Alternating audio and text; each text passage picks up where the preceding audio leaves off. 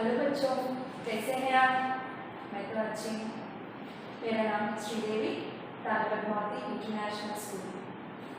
दादी अम्मा मान जाओ ना, दादी अम्मा मान जाओ ना, छोड़ो जी जरा थोड़ा हंस के दिखाओ। दादी अम्मा मान जाओ ना, दादी अम्मा मान जाओ ना। क्या है पीछे भी गाना गा रही है, कहकर समझ रहे हैं क्या आप? कल मैं एक पिक्चर देखी थी, उसमें ये गाना मुझे बहुत अच्छा लगा बच्चों। इसमें एक दादी माँ को छोटे छोटे बच्चे जो भी होते हैं उसकी पोता और पोती उसे खिलाने के लिए खाना खिलाने के लिए प्रयत्न करते हैं। उस समय दादी माँ रूठ जाती है, रूठ जाके एक कमरे में बैठती है। उस दादी माँ को बच्चे एक प्लेट में खाना खिलाने के लिए ये गाना गाते हैं। क्या गाना है?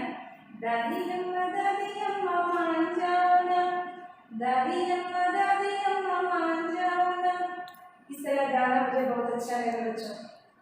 ऐसे ही हमारे घरों में भी होते हैं ना बच्चों। हमारे परिवार में, हमारे घर में कौन कौन रहते हैं? हमारे माता पिता। उदाहरण के लिए आपके घर में कौन कौन रहते हैं? आप, आपके भाई बहन, माता पिता, दादा दादी, नाना नानी, है ना? उन लोगों के बिना, दादा दादी नाना नानी के बिना उसके बेटे और बेटी नहीं रहते, उसके बिना उसके बच्चे भी नहीं रहते, है ना? इसी के संबंधित आज एक हम पाठ पढ़ेंगे। पाठ का नाम है दादी माँ। बसंत पुस्तक भाग 2 से दादी माँ पाठ हम आज पढ़ रहे हैं। इस पाठ में पहुंचने से पहले हमें कुछ महीनों के नाम जानना है। महीने, अंग्रेजी महीने जो भी होते हैं, जनवरी, फरवरी, मार्च, अप्रैल, मई, जून, जुलाई, अगस्त, सितंबर, अक्टूबर, नवंबर, दिसंबर कहते हैं। पर उन महीनों को हिंदी में क्या कहते हैं, हम एक बार देख लेते हैं बच्चों। देखिए यहाँ पर हिंदी में महीने हैं, महीनों के नाम चैत्र, वैशाख, ज्येष्ठ, आषाढ़, श्रावण, भाद्रपद, कार्तिक, भाद्रपद, आश्विन, कार्तिक, मार्गशीर्ष, पौष, माघ, फाल्गुन। फिर एक बार मैं दोहराऊंगी। चैत्र, वैशाख, ज्येष्ठ, आषाढ़, श्रावण, भाद्रपद, आश्विन, कार्तिक, मार्गशीर्ष, पौष, माघ, फाल्गुन। ये 12 महीने हैं। इन 12 महीनों को यहाँ पर देख लीजिए। चैत्र वैशाख हम यहाँ पर हिंदी महीनों के बारे में जानेंगे। हिंदी महीनों के बारे में जानते हुए एट द सेम टाइम अंग्रेजी महीनों के बारे में भी हम चर्चा करेंगे। चैत्र मास माने मार्च अप्रैल के 15 दिन होते हैं, इसे चैत्र मास कहते हैं। वैशाख मास अप्रैल और मई के 15 दिनों को वैशाख मास कहते हैं। और ज्येष्ठ मास मई और जून के 15 दिनों को ज्येष्ठ मास कहते हैं। आषाढ़ जून और जुलाई के दिन, श्रावण जुलाई और अगस्त के दिन, भाद्रपद अगस्त और सितंबर के दिन, हिंदी में इसे सितंबर कहते हैं बच्चों। और आश्विन महीने को क्वार महीने भी कहते हैं। आश्विन महीने को और कौन सा महीना कहते हैं बच्चों? क्वार महीना कहते हैं। इस महीने को अंग्रेजी में सितंबर अक्टूबर के 15 दिन आ जाते हैं। और कार्तिक मास, कार्तिक महीने अक्टूबर और नवंबर के। और मार्गशीर्ष, मार्गशीर्ष महीने को अगहन महीना भी कहते हैं। कुछ गांव में कुछ बड़े होते हैं, वो लोग मार्गशीर्ष महीनों को अगहन भी कहते हैं। क्या कहते हैं बच्चों? अगहन। ये नवंबर और दिसंबर कहते हैं। और पौष मास, पौष मास को पूस भी कहते हैं बच्चों। ये अंग्रेजी में दिसंबर और जनवरी में आ जाते हैं। और माघ मास, माघ मास जनवरी और फरवरी। अंत में फाल्गुन मास कहते हैं। फाल्गुन मास को और एक नाम से भी जानते हैं, फाल्गुन नाम से जानते हैं। ज्यादा लोग इस तरह क्वार, अगहन, पूस, फाल्गुन भी कहते हैं। ये फाल्गुन महीने हैं, इसे फाल्गुन भी कहते हैं। ये फरवरी और मार्च में आ जाता है। इस तरह आप लोगों को भी महीनों के नाम पढ़ना है बच्चों। तो एक बार दोहराऊं मैं, हिंदी महीनों के नाम चैत्र, वैशाख, ज्येष्ठ, आषाढ़, श्रावण, भाद्रपद, आश्विन, कार्तिक, मार्गशीर्ष, पौष, माघ, फाल्गुन। क्योंकि इसी से संबंधित महीनों के नाम हम इस कहानी में, दादी माँ की कहानी में हम चर्चा करेंगे। क्योंकि इस कहानी के लेखक जो भी है उसने इस महीनों के बारे में भी एक दो बातें कह चुकी है, इसीलिए मैं इन महीनों के बारे में यहाँ पर चर्चा कर चुकी हूँ। देख लीजिए, आश्विन महीने को और क्या कहते हैं? क्वार महीने, मार्गशीर्ष महीने को अगहन महीने, पौष महीने को पौष मास कहते हैं, फाल्गुन महीने को फाल्गुन कहते हैं। बच्चों, ये महीनों के नाम आप पढ़ लीजिए और इसके बाद हम कहानी में पहुंचेंगे। बच्चों, अब दादी माँ पाठ के लेखक के बारे में जानेंगे। दादी माँ पाठ का लेखक का नाम शिव प्रसाद सिंह जी। क्या नाम है? शिव प्रसाद सिंह। आपका जन्म 19 अगस्त 1928 में बनारस में हुआ था। शिव प्रसाद सिंह का जन्म कब हुआ था? 19 अगस्त 1928 में बनारस में हुआ था। और आपका निधन 28 सितंबर 2008 में हुआ था। निधन 28 सितंबर 2008 में हुआ था। शिव प्रसाद सिंह जी अनेक कहानियां भी लिखते थे। साहित्य के आपने जो भी सेवा की, इसके लिए इन्हें साहित्य अकादमी पुरस्कार से भी सम्मानित किया गया था। इस साहित्य पुरस्कार का नाम क्या है बच्चों? साहित्य अकादमी पुरस्कार। खासकर इस पाठ में शिव प्रसाद सिंह जी ने अपने दादी के बारे में बताया है। क्योंकि जब शिव प्रसाद सिंह एक शहर में रहने लगता है, उस समय उसे एक चिट्ठी आ जाती है। चिट्ठी माने लेटर बच्चों। वो लेटर, वो पत्र खोलते ही उसे एक बात पता चलता है। उसमें है दादी माँ की मृत्यु हो चुकी है कहकर ये वार्ता देखते ही, सुनते ही उसका मन ढीला हो गया था। लेखक बहुत चिंतित रह गया, इस तरह रोने लगा। क्योंकि शिव प्रसाद सिंह माने लेखक बच्चों, शिव प्रसाद सिंह जी का बचपन ज्यादा समय अपनी दादी माँ के साथ बिताया था। अपनी दादी माँ से बहुत रिश्तेदारी था। अच्छे से दादी माँ से रहने लगे, उसी के साथ सोने लगे, उसी के साथ पीने लगे। दादी माँ के व्यक्तित्व को बहुत करीब से देखा था लेखक ने। इसीलिए उस पत्र में दादी माँ की मृत्यु की वार्ता देखने के बाद बहुत चकित हो गया था लेखक जी। इसमें दादी माँ का व्यक्तित्व के बारे में बताया गया और पहले गांव का दृश्य भी दिखाया गया, गांव का वातावरण के बारे में बताया गया और उसके बाद दादी माँ का व्यक्तित्व के बारे में चर्चित किया गया था। दादी माँ के व्यक्तित्व के बारे में हम जानेंगे। स्नेह सिक्त भाव और वाणी में शासन की कठोरता, परोपकारी भावना। कौन सी भावना? परोपकारी भावना माने दूसरों को सहायता करने की भावना। पर प्लस उपकार, पर माने दूसरे जो भी होते हैं उसे पर कहते हैं। उपकार माने दूसरों को अच्छाई करना, दूसरों को सहायता करना। इस तरह की स्वभाव को परोपकारी भावना कहते हैं। ये भावना किसे है? दादी माँ को है। और हंसमुख माने उसका मुख हंसती हुई दिखाई देती है। जब देखो उसके मुंह के ऊपर हंसी दिखाई देती थी, इसीलिए उसे क्या कहते हैं? हंसमुखी दादी माँ भी कह सकते हैं। और सरल स्वभाव माने नेचर, उसका नेचर कैसा है?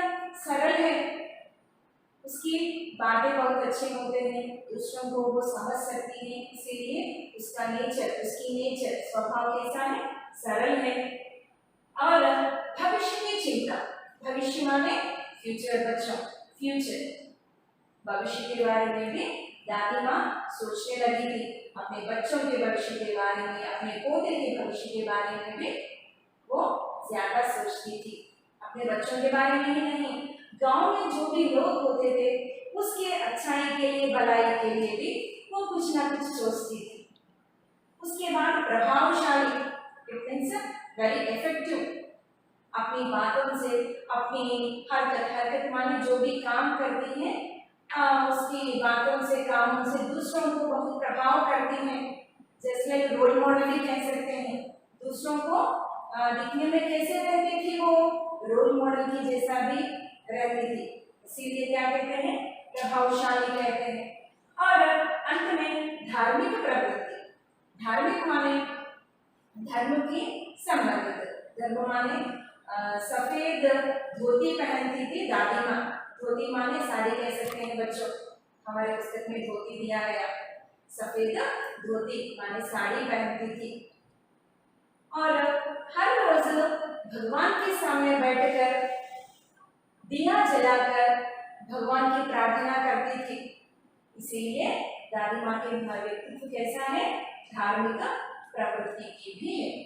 इसके बारे में हम अब चर्चा करेंगे, पुस्तक देखते हुए जानेंगे।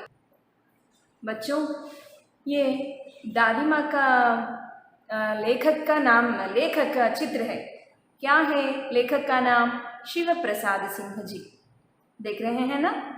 अब शिव प्रसाद सिंह जी के माने लेखक के दादी माँ के बारे में हम जानेंगे।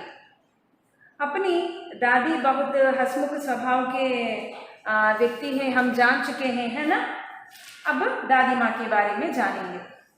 दादी के स्वर्गवास का पत्र पढ़कर लेखक स्तब्ध हो जाता है। अब गांव का दृश्य भी याद आने लगता है। गांव का दृश्य, अचानक ही लेखक की आंखों के सामने गांव का दृश्य साकार हो जाता है।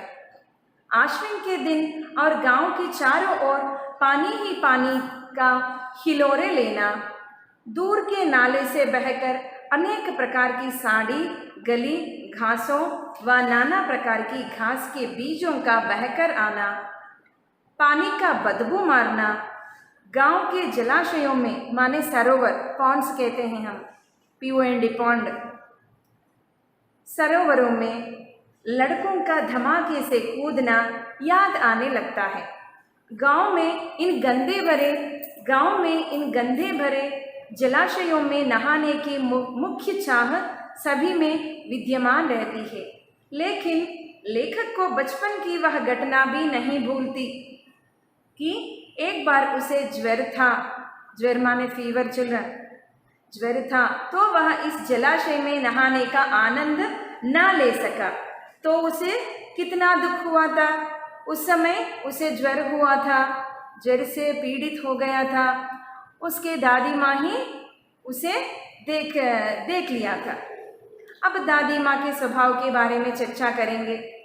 दुबला पतला शरीर है, दादी माँ का शरीर दुबला पतला है।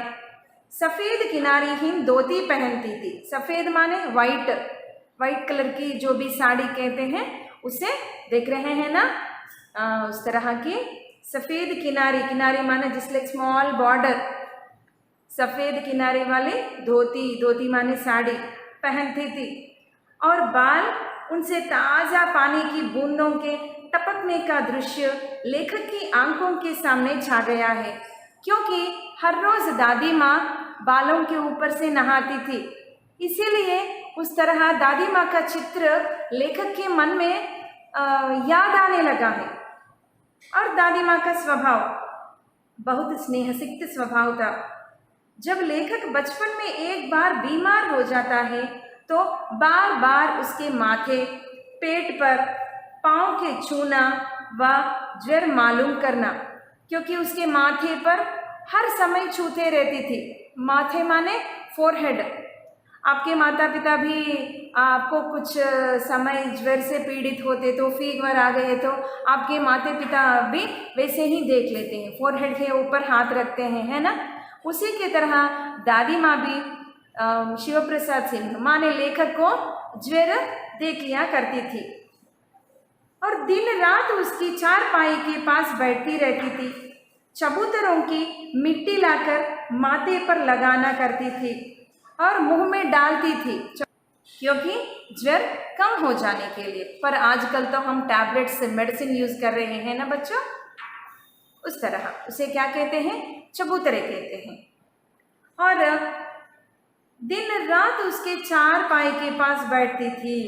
पीपल की छाल से पानी छौंकना, वैद्य की दवाई देना, लेखक ही नहीं गांव का कोई भी सदस्य बीमार हो जाए तो उसे पूरी दवाइयाँ या इलाज बता देती थी।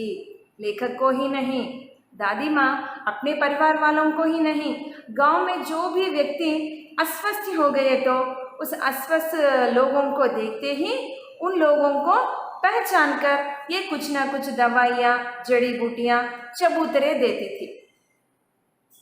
आदेश पूर्वक उससे पैसे मांग रही थी। इससे लेखक ही नहीं गांव का कोई भी सदस्य बीमार हो जाए तो उसे भी दवाइयाँ देती थी और उसके दूसरों के प्रति स्नेह को भी दर्शाता है। इसका नेचर, स्वभाव कितना अच्छा है ना बच्चों, क्योंकि अपने परिवार वालों को ही नहीं, गांव में जो भी व्यक्ति होते हैं उन लोगों का भी ख्याल रखती थी। उस तरह की नेचर है, उस तरह की अच्छी स्वभाव है दादी माँ का। वाणी में शासन की कठोरता, वाणी माने वाक्य, हम जो भी बात करते हैं, वॉइस देते हैं, उसे वाणी कहते हैं। वाणी में शासन की कठोरता, शासन माने वन टाइप ऑफ रूलिंग कह सकते हैं बच्चों। अपने बातों से दूसरों से काम करवाने की नेचर थी उसे वाणी में कठोरता कह सकते हैं। दादी माँ का धन्नो पर बिगड़ना व डांटना कि उसका ऋण तुरंत सूद समेत चुकाए। उसके घर के पास एक धन्नो नामक औरत आती रहती थी। उसे एक बार दादी माँ ने पैसे दिया था, कुछ ना कुछ पैसे, पर धन्नो अपनी पैसे दादी माँ को नहीं चुकाए। दादी माँ हर समय उसे पूछती थी, पर धन्नो वो पैसे दादी माँ को नहीं दिए थे। उस समय दादी माँ को बहुत गुस्सा आ गया था। उस समय आदेश पूर्वक उससे पैसे मांग रही थी दादी माँ। इससे स्पष्ट होता है कि उनकी वाणी में शासन की कठोरता थी और परोपकार की भावना में आ जाएंगे। दादी माँ में परोपकार की भावना कूट कूट कर भरी थी। उनका मन किसी के दुख को देखकर मोम की तरह पिघल जाता था। मोम माने कैंडल के जो भी वैक्स होते हैं ना बच्चों, उस वैक्स को मोम कहते हैं। क्योंकि गांव में जो भी लोग कुछ समस्याओं से पीड़ित होते तो, कोई पारिवारिक समस्याएं होते तो उन लोगों को समस्या को सुलझाने के लिए कुछ ना कुछ सहायता करती थी। उन लोगों को देखते ही दादी माँ के मन में मोम की तरह फील होती रहती थी। उस तरह पिघल जाना कहते हैं, माने उसका मन स्वभाव बहुत अच्छा है, परोपकारी भावना भी उसे है। लेखक को एक दिन रामू की चाची धन्नो मिल गई। लेखक को क्या हुआ था, एक दिन रामू की चाची धन्नो, उसका नाम क्या है, धन्नो, एक बार मिलती है। दादी को कोसने की बजाय उसके लिए मंगल कामनाएं कर रही थी। एक बार इससे पहले हम बता चुके हैं बच्चों, धन्नो को एक बार दादी माँ पैसे दिए थे, है ना। उसी धन्नो एक बार लेखक को मिलती है, पर उस समय वो धन्नो बहुत संतोष दिखाई देती है। धन्नो के अनुसार दादी ने न केवल उसका सारा ऋण माफ कर लिया, बल्कि लड़की की शादी हेतु 10 रुपये का शगुन भी दे दिया था। धन्नो इसीलिए बहुत संतोष है क्योंकि दादी माँ ने क्या किया, धन्नो जो भी पैसे ले लिए उसकी माफ़ी कर दिया दादी ने। और एक धन्नो की बेटी की शादी थी। शादी में दादी माँ चली गई थी। उस समय दादी माँ धन्नो की बेटी को 10 रुपये का शगुन भी दे दिया। शगुन देते हुए दादी माँ ने धन्नो को कहा कि धन्नो, तुमने जो भी पैसे लिए हैं उसकी माफ़ी हो रही है, मैं उसकी माफ़ करूँगी, पैसे देने की ज़रूरत नहीं है कहकर दादी माँ धन्नो को कहती है। ये भी अच्छाई की परोपकारी भावना है ना बच्चों। इससे स्पष्ट होता है कि दादी परोपकारी होने के साथ साथ ऊपर से कठोर लेकिन भीतर से अत्यंत कोमल स्वभाव की थी, है ना बच्चों। ऊपर से कठोर है पर भीतर से बहुत कोमल स्वभाव की थी, माने वेरी सॉफ्ट नेचर की दादी माँ है। और हंसमुख सरल स्वभाव में आ जाएंगे। किशन भैया की शादी। लेखक की एक भाई होता है, भाई का नाम है किशन भैया। उस किशन भैया की शादी हो रही है। एक बार किशन भैया की शादी में, शादी के समय जब केवल औरतों ही गाना और अभिनय में व्यक्त थे। गाना आजकल शादियों में क्या कह रहे हैं, अच्छे से डमरू लगा के नाचते हैं, गाते हैं, है ना बच्चों। उसी के तरह लेखक के भाई का नाम क्या है, किशन भाई। किशन भैया के शादी में भी उनके घर के सदस्य जो भी लोग होते हैं, औरतें होते हैं, एक गाने की कार्यक्रम लगा चुके हैं। उस गाने के कार्यक्रम में सब लोग नाच रहे हैं, गाना गा रहे हैं। लेखक बीमारी हो जाता है। उस समय लेखक शिव प्रसाद सिंह बीमार हो जाता है। बीमारी के कारण भाई विलंब के कारण भारत में नहीं जा सकता है। तो दादी ने दोनों को चुपके से चादर उड़ाकर सुला दिया था। लेखक और लेखक के सहित उसका एक भाई भी रहता है। उन दोनों को एक कमरे में बंद करके चादर ओढ़ के रखती है दादी। पर उस समय उस कमरे में क्या होता है बच्चों, नृत्य करते रहते हैं, गाना गाते रहते हैं। परंतु वो दरवाज़ा खुलने पर दादी ने उसकी रक्षा करती हैं। सभी औरतें हैं उसे देखते हैं, लेखक को और उसके भाई को देखते हैं। उस लोगों को देखते ही वो औरत क्या करते हैं, उन लोगों को बाहर भेज देते हैं। किसे बच्चों, लेखक को और उसके भाई को बाहर भेज देते हैं। उस समय दादी माँ उन लोगों की रक्षा करती है। किसे रक्षा करती है, लेखक को और उसके भाई को। उस समय औरतें लेखक को और उसके भाई को डांटते हैं। इस प्रकार दादी हंसमुख व सरल स्वभाव के कारण सबकी आदरणीय थी। बड़ों का दायित्व व भविष्य की चिंता। भविष्य माने फ्यूचर। पति की मृत्यु हो जाती है, दादी माँ की पति की मृत्यु हो जाती है। मृत्यु हो जाने के बाद हर समय दादी माँ बहुत ढीला पड़ जाती है। उसे देखते ही कुछ अच्छा नहीं लगता था लेखक को। पति की मृत्यु के बाद एक दिन जब दादी ने पुत्र और पोते को घर की गरीबी पर चिंतातुर देखा। चिंता माने शी इज वरीड। तुरंत अपने संदूक के सोने के कंगन निकाल कर ले आई, क्योंकि घर में कुछ समस्याएं हैं। दादाजी की निधन की कार्यक्रम भी चलवाना है, इसीलिए दादी माँ क्या किया था, अपने कंगन दे दिया था। कंगन किससे बनाई हुई थी, सोने की कंगन। वो सोने की कंगन किसने बनवाया था, दादाजी ने बनवाया था। दादाजी की अंतिम स्मृति थी वो, अंतिम यादें थी वो। उन कंगनों को दादी माँ ने अपने बेटे को दिया था, क्योंकि बेचकर निधन की कार्यक्रम करवाने के लिए दादी माँ अपने बेटे को सोने की कंगन दे दिए थे। यह कंगन उसके पति की अंतिम निशानी थी। उसने कहा यह मजबूरी में काम आ सकता है।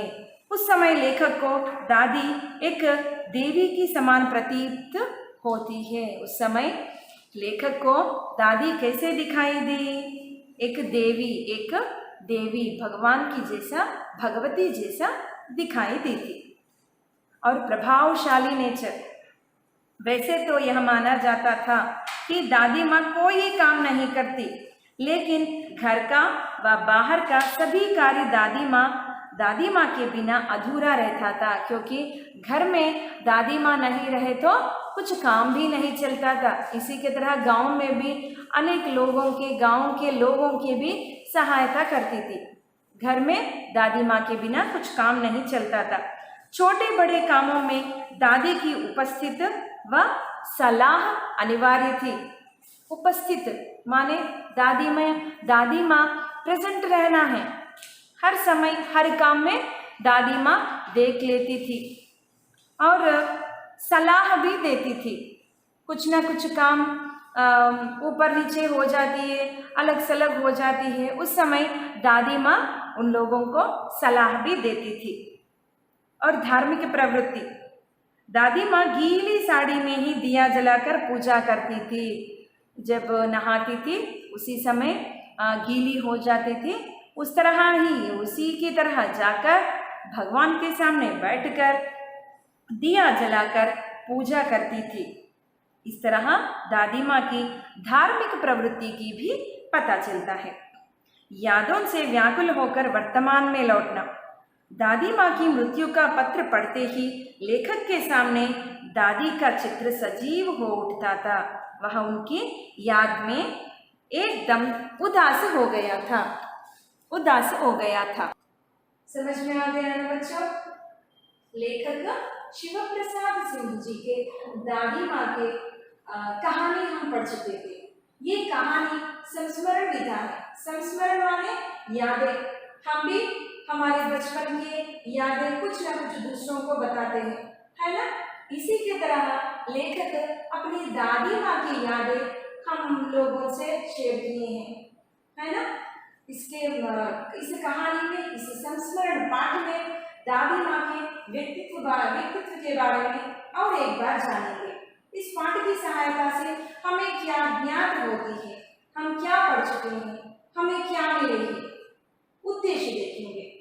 गांव का दृश्य, दादी माँ का व्यक्तित्व, स्नेह सिक्त भाव, वाणी में शासन की कठोरता, परोपकारी भावना, हसमुख स्वभाव, सरल स्वभाव, भविष्य की चिंता, प्रभावशाली धार्मिक प्रवृत्ति। इस तरह के नेचर स्वभाव भी हम लोगों के अंदर भी रहना है बच्चों। धन्यवाद।